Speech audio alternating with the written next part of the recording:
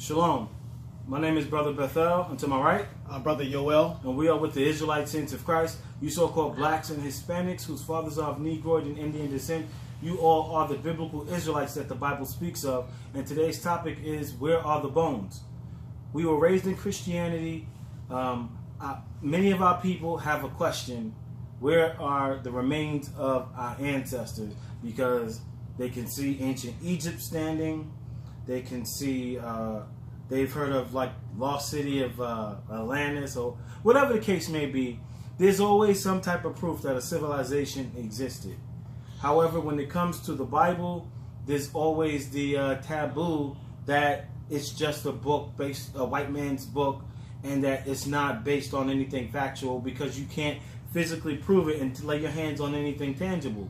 Whereas, and the church wants our people to just rely on faith and just let that be that. There comes a point where you have to have faith in the scriptures, but some things ought to be able to be proven.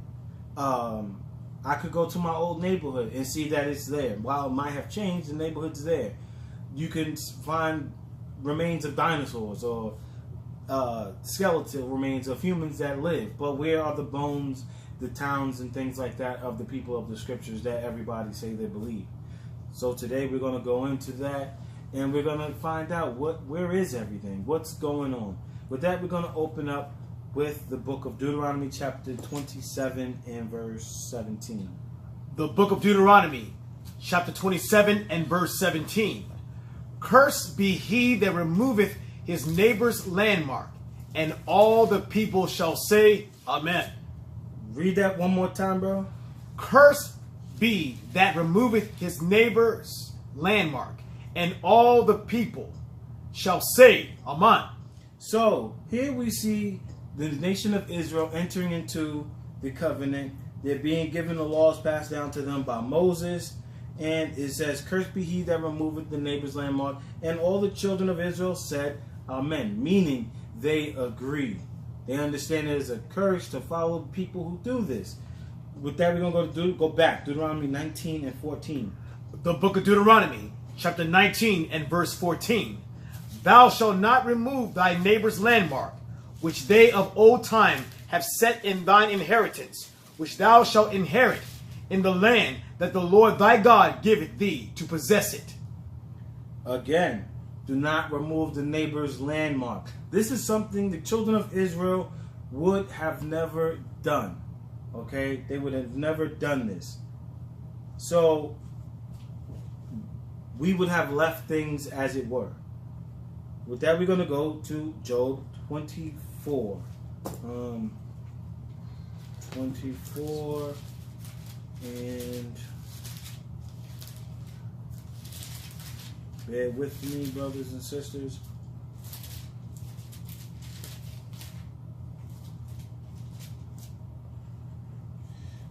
With that, we're going to go to the book of Job, chapter 24 and verse 2. The book of Job, chapter 24 and verse 2. Some remove the landmarks. They violently take away flocks and feed thereof. Some remove the landmarks. These are not people who believe on the scriptures that are doing this. Because the scripture said, don't remove the landmark. Because there's a curse for those that do that. There is a curse for those that do that. With that, we're going to go to Micah chapter 2 and verse 1 and 2. The book of Micah, chapter 2 and verse 1. Woe to them that devise iniquity and work evil upon their beds. When the morning is light, they practice it, because it is in the power of their hand. And they covet fields and take them by violence, and houses and take them away. So they oppress a man and his house, even a man and his heritage. Even a man and his heritage. That's like today. Some men have the power to do some things, and they just do it because they know they have the power to do it. They take away land. Similarly, when the Pilgrims came here, it was in their power to take land from the so-called Native Americans and to push them onto reservations, to kill them, rape their women. It was in their power to be able to do such things, and so they did it. Read that again. The book of Micah, right? Micah chapter 2. The book of Micah, chapter 2 and verse 1. Woe to them that devise iniquity, meaning death and destruction. Come on. And work evil upon their beds. When the morning is light, they practice it, because it is in their power of their hand. And they covet fields. Meaning they desire to have these fields. They covet them. It does not belong to them, but they want it anyways. And take them by violence, and houses, and take them away. So they oppress a man and his house, even a man and his heritage. And his heritage, meaning something that was left to him, it belongs to him rightfully, and they oppress that man and take away his heritage. So with that, we're going to go to the book of Genesis chapter 50 and start at verse 20. Let me get verse 22. The book of Genesis chapter 50 and verse 22. And Joseph dwelt in Egypt, he and his father's house. And Joseph lived 110 years. Okay, come down to verse 25. Verse 25. And Joseph took an oath of the children of Israel, saying, God will surely visit you, and ye shall carry up my bones from hence. So Joseph died, being 110 years old, and they embalmed him, and he was put in a coffin in Egypt. So he got buried after the customs of Egypt. They embalmed him and put him in a coffin in Egypt. So Joseph was in Egypt. With that, we're going to go to Exodus 13 and 19. Remember, Joseph was in Egypt, and they put him in a coffin. Exodus 13 and 19. The book of Exodus, chapter 13 and verse 19. And Moses took the bones of Joseph with him, for he had straitly sworn the children of Israel, saying, God will surely visit you, and ye shall carry up my bones away hence with you. Okay. So Moses took Joseph's bones out of Egypt according to the scripture. With that, we're going to go to Joshua chapter 24 and verse 31. The book of Joshua, chapter 24 and verse 31. Bear with me, I'm turning to 24. The book of Joshua, chapter 24 and verse 31.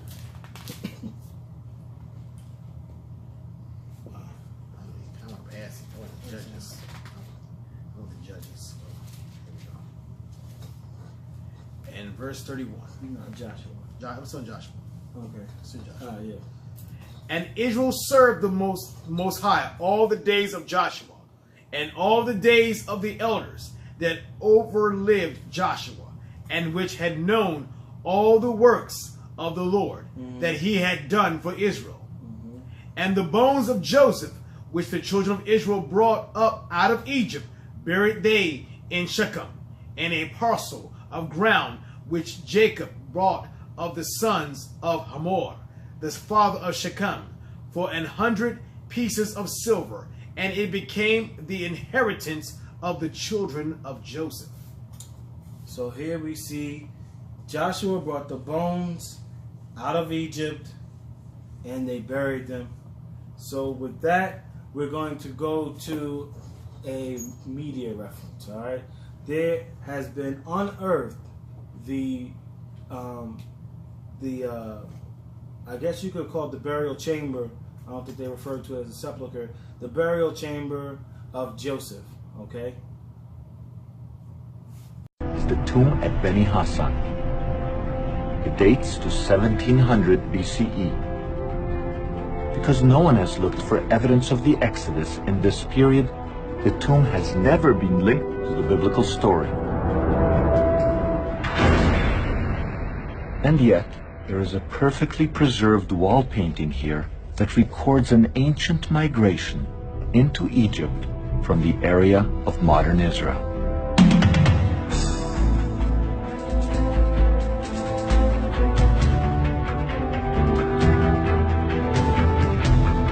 As in the Bible, the scene involves bearded Semites riding donkeys and bringing their families and flocks into Egypt.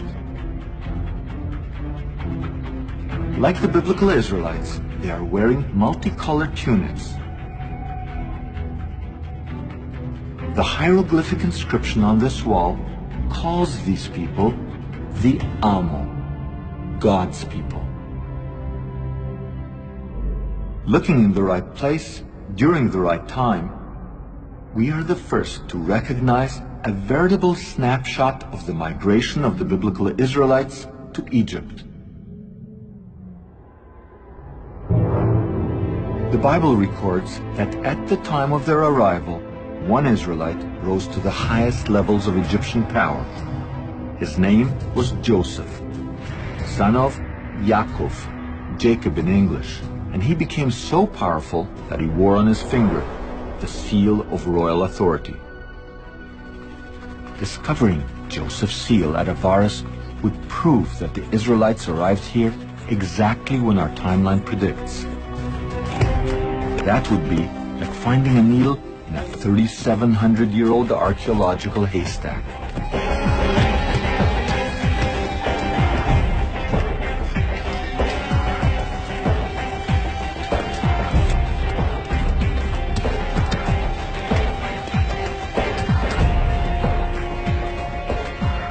Incredibly, the tiny seal was found, precisely at the archaeological layer we anticipated.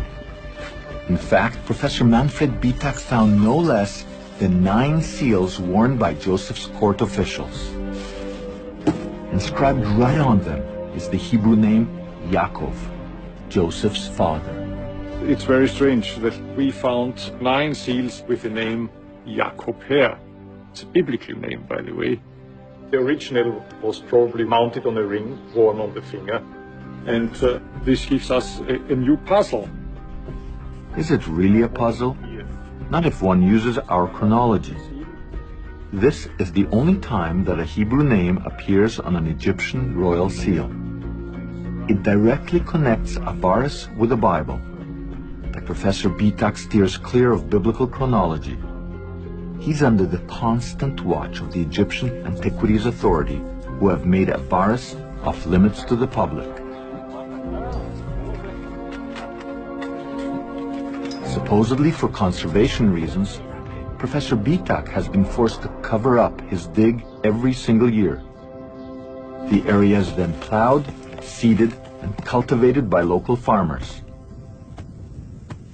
No one would suspect that underneath these fields lies an archaeological treasure trove that proves the biblical Exodus.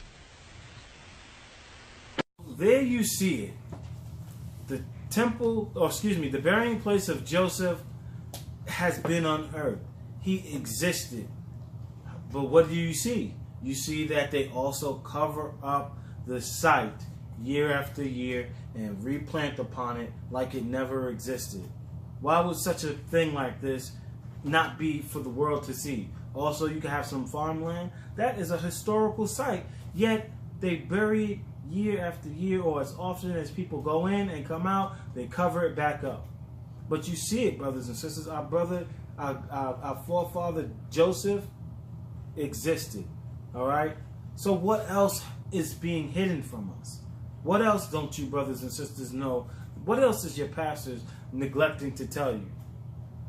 With that, we're going to go into the book of Genesis, chapter 23, because we're going to find out that not only can we find out, not only do we now know where Joseph is, but we also know where the patriarchs, Abraham, Isaac, and Jacob are. Come on. The book of Genesis, chapter 23, and verse 1. And Sarah was 107 and 20 years old. 127 years old. These were the years of the life of Sarah. And Sarah died in Kiritharba. The same is Hebron. in the land of Canaan.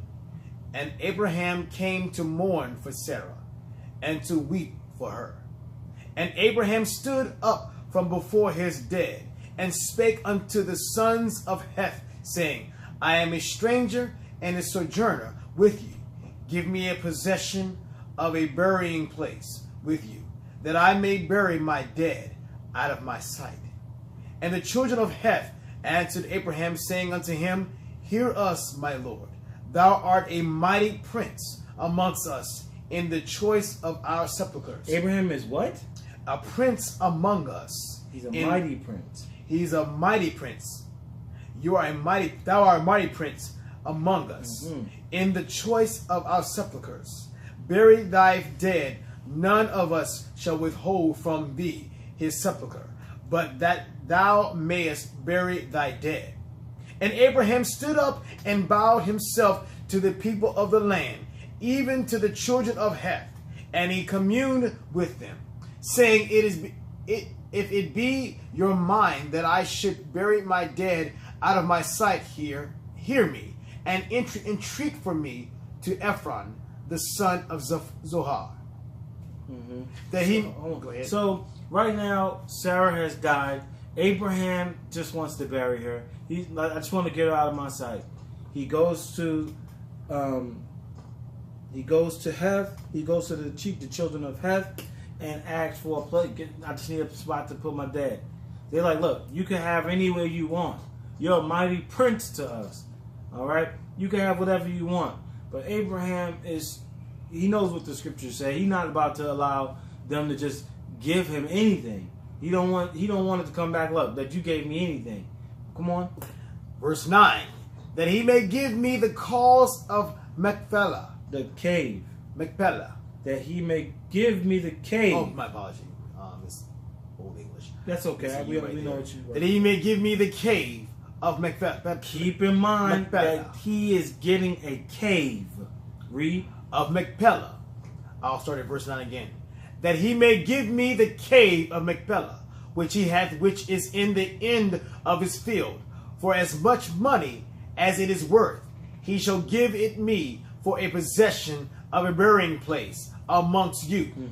And Ephron dwelt amongst the children of Heth, and Ephron the Hittite answered Abraham in the audience of the children of Heth, even all that went in the gates of his city, saying, Nay, my lord, hear me. The field give I thee, and the cave that is therein. And the what? And the cave that is therein. Come on. I give it thee in the presence of the sons of my people. Give I it thee. Bury thy dead. And Abraham bowed down himself before the people of the land. And he spake unto Ephron in the audience of the people of the land, saying, But if thou wilt give it, I pray thee, hear me. I will give thee money for the field. Take it of me, and I will bury my dead there.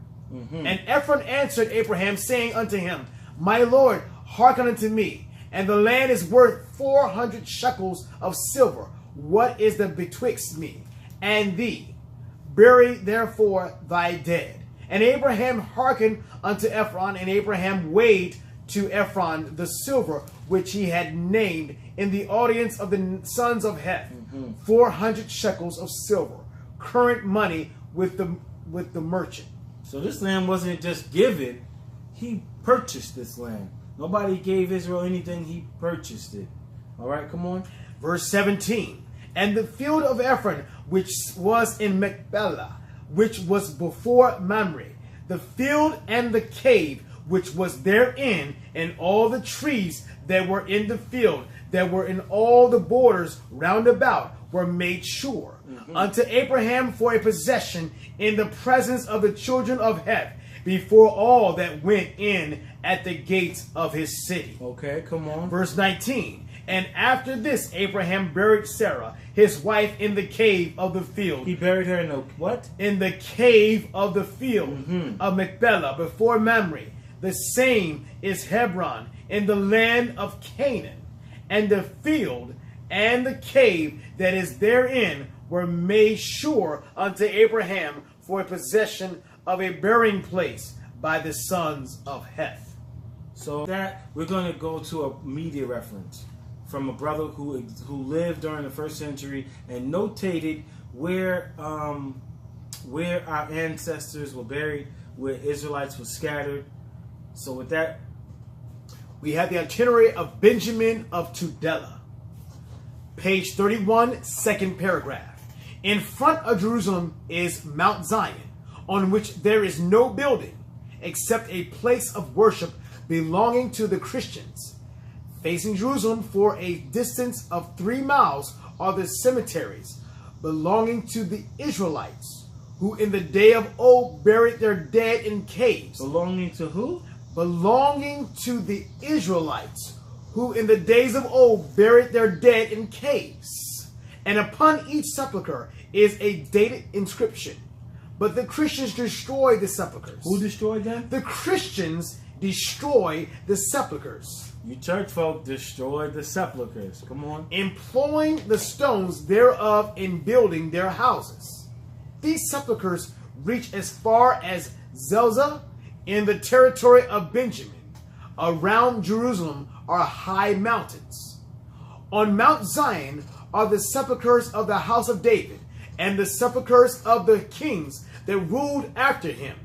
The exact place cannot be identified, inasmuch as 15 years ago a wall of the church of Mount Zion fell in. The patriarch commanded the overseer to take the stones of the old walls and restore therewith the church. He did so, and hired workmen as fixed wages. So they took the sepulchres of our ancestors, destroyed them so they could build a church. Come on. And there were 20 men who brought the stones from the base of the wall of Zion. Among these men there were 2 who were sworn friends. On a certain day, the one entertained the other. After their meal, they returned to their work. When the overseer said to them, "Why have you tarried today?" they answered, "Why need you complain? When our fellow workmen go to their meal, we will do our work." When the dinner time arrived and the other workmen had gone to their meal, they examined the stones and raised a certain stone which formed an entrance to a cave. Thereupon one said to the other, "Let us go in and see if any money is to be found there." So they going to try to rob graves, like folks do. Come on. They entered the cave and reached a large chamber resting upon pillars of marble, overlaid with silver and gold. In front was a table of gold, and a scepter and crown. This was a sepulchre of King David. On the left thereof, in like fashion, was the sepulchre of King Solomon. Then followed the sepulchres of all the kings of Judah that were buried there. Closed coffers were also there, the contents of which no man knows. The 2 men essayed to enter the chamber, when a fierce wind came forth from the entrance of the cave and smote them, and they fell to the ground like dead men. And there they lay until evening. And there came forth a wind like a man's voice, crying out, "Arise and go forth from this place." So the men rushed forth in terror, and they came into the patriarch and related these things to him. Thereupon the patriarch sent for Rabbi Abraham el Constantini, the pious recluse, who was one of the mourners of Jerusalem. And to him he related all these things according to the report of the 2 men who had come forth. Then Rabbi Abraham replied, "These are the sepulchres of the house of David. They belong to the kings of Judah. And on the morrow let us enter, I and you and these men, and find out what is there." And on the morrow they sent for the 2 men and found each of them lying on his bed in terror. And the men said, "We will not enter there, for the Lord does not desire to show it to any man." Then the patriarch gave orders that the place should be closed up and hidden from the sight of man and unto this day. These things were told me by the said Rabbi Abraham. From Jerusalem is 2 parsecs to Bethlehem, which is called by the Christians Bethlehem, and close there too. Called by the whom? Christians. Bethlehem. So we have Israelites and Christians existing at the same time. Come on. From the Jerusalem, it's okay. It's a lot here. From Jerusalem, it is 2 parsecs to Bethlehem, which is called by the Christians Bethlehem, and close there too, at a distance of about half a mile, at the parting of the way, is the pillar of Rachel's grave, which is made up of the 11 stones corresponding with the number of the sons of Jacob. Upon it is a cupola resting on 4 columns, and all the Jews that passed by carved their names upon the stones of the pillar. At Bethlehem there are 2 Jewish dyers. It is a land of brooks of waters, and contains wells and fountains. At a distance of 6 parsecs, it is Saint Abram Debron, which is Hebron. The old city stood on the mountain, but it is now in ruins, and in the valley by the field of Machpelah. The old city is in what? In Hebron. Let me make sure I got it right. Old city. I lost my place. My apologies. At the distance of 6 parsecs, is Saint Abram Debron, which is Hebron. The old city stood on the mountain, but is now in ruins. Now in ruins. And in the valley by the fields of Machpelah lies the present city. Here there is the great church called Saint Abram, and this was a Jewish place of worship at the time of the Mohammedan rule. But the Gentiles have erected there 6 tombs, respectively called those of Abraham and Sarah, Isaac and Rebekah, Jacob and Leah. The custodians tell... Who erected those tombs? The Mohammedan? The Gentiles. But the Gentiles have erected their 6 tombs. So on the site, the burial site of Abraham, Isaac, and Jacob, there is erected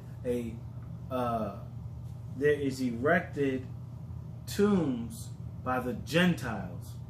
You'll see who erected who. That tells you who the Gentiles are. Come on. The custodians tell the pilgrims that these are the tombs of the patriarchs, for which information the pilgrims give them money. If a Jew comes, however, and gives a special reward, the custodian of the cave opens unto him a gate of iron, which was constructed by our forefathers, and then he is able to descend below by means of steps. So they turned our foremothers' burial place into a tourist attraction. Come on. Holding a lighted candle in his hand, he then reaches a cave in which nothing is to be found, and a cave beyond which is likewise empty. But when he reaches the 3rd cave, behold, there are 6 sepulchres, those of Abraham, Isaac, and Jacob, respectively, facing those of Sarah, Rebekah, and Leah. And upon the graves are inscriptions cut in stone. Upon the grave of Abraham is engraved, "This is the grave of Abraham." Upon that of Isaac, "This is the grave of Isaac, the son of Abraham, our father." Upon that of Jacob, "This is the grave of Jacob, the son of Isaac, the son of Abraham, our father." And upon the others, "This is the grave of Sarah, this is the grave of Rebekah, and this is the grave of Leah." A lamp burns day and night upon the graves in the cave. Okay.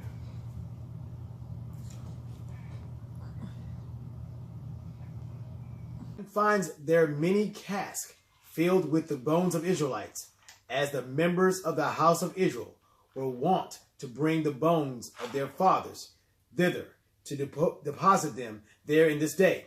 Beyond the field of Machpelah is the house of Abraham. There is a well in the front of the house, but out of reverence for the patriarch Abraham, no one is allowed to build in the neighborhood. Good. So we see here that this field is located in Machpelah. If you Google Machpelah today, you'll see what is there in that site. It's also known as Tomb of the Patriarchs, Cave of Machpelah.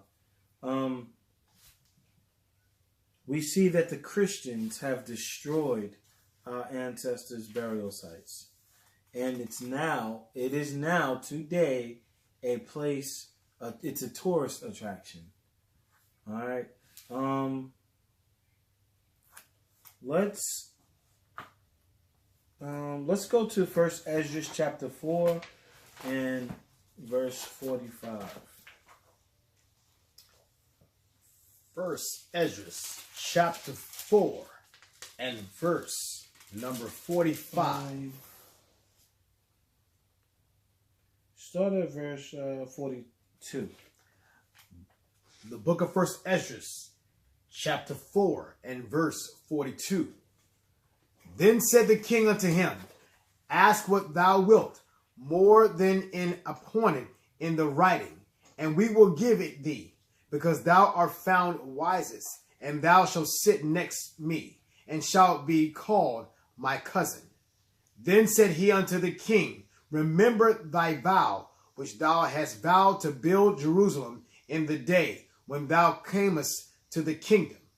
Verse 44. And to send away all the vessels, and were taken away out of Jerusalem, which Cyrus set apart, when he vowed to destroy Babylon, and to send them again thither.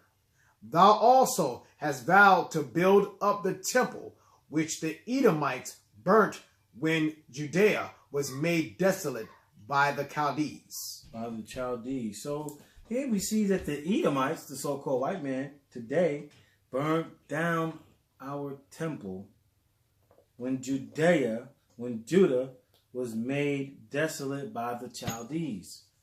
Yet we're to believe that the very same people that burnt down our temple, destroyed our land, are somehow the chosen people and are on our land today and have repentant, yet they are gunning our brothers and sisters down today and oppressing our people today. And they are the same people who have destroyed our temples. And these are the people who are why we don't know where anything is today. With that, we're going to go to 1 Maccabees chapter 2. Chapter 2. And we're going to read 7 to 12.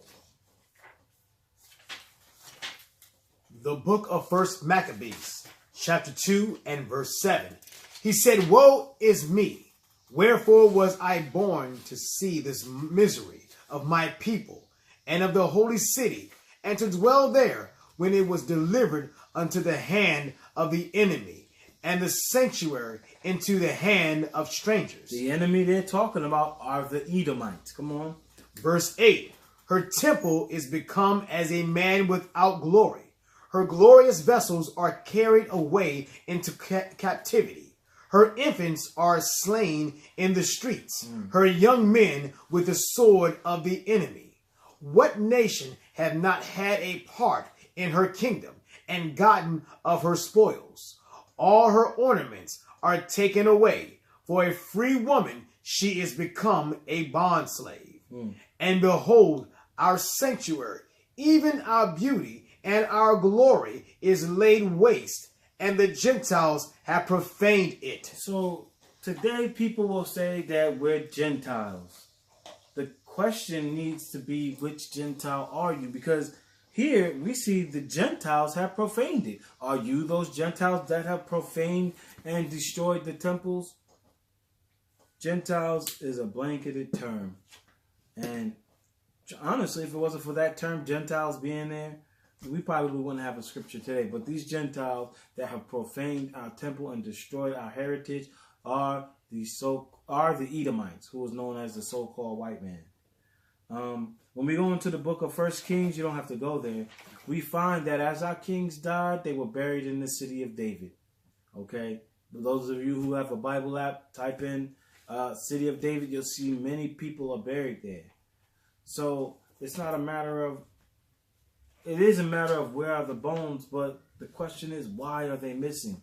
You can go into some of these cemeteries today and see grave sites of people that lived back in the 1600s. It's still there. But everything pertaining to who we are and who the original people are hidden because of our enemies. With that, let's actually go to the book of Psalms, chapter 83. And we're going to start with verse 1. And then we're going to post this out. The book of Psalms, chapter 83. And verse 1. You can start at verse 2. The book of Psalms, chapter 83, and verse 2. For lo, thine enemies make a tumult, and they that hate thee have lift up the head. They have taken crafty counsel against thy people, and consulted against thy hidden ones. They have said, come, and let us cut them off from being a nation, that the name of Israel may be no more in remembrance. For they have consulted together with one consent. They are confederate against thee. Who are these people that have consulted together with one consent to cut us off from being a nation? Because you so-called blacks and Hispanics cannot mark Israelite on your applications. There's black, white, other, Hispanic. There's no nation of Hispanic, but that's an option. So who has cut us off to make sure our name is no more in remembrance? Read.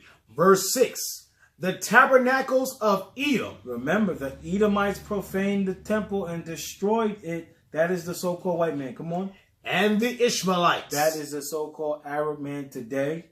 Of Moab. That is the Chinese man, so-called Chinese man. Come on. And the Hagarenes. African nations. Come on. Gebal. African nations. And Ammon. These are the Japanese men. Come on. And Amalek. This is your so-called Jewish people. This is your higher echelon sect of Edom. Come on. The Philistines. Africans. With the inhabitants of Tyre. More African nations. So these nations here embody the world, who are all together in one consent. They are all confederate against us. Out of all the nations within the United Nations, you do not see a representative for the Negroes. Why is that? We got all these other nations who sit on the board of United Nations, and they have representation for their people. You so-called blacks and Hispanic, are you not a people? Are you Negroes? Are you not a people? Where's the representation for your country?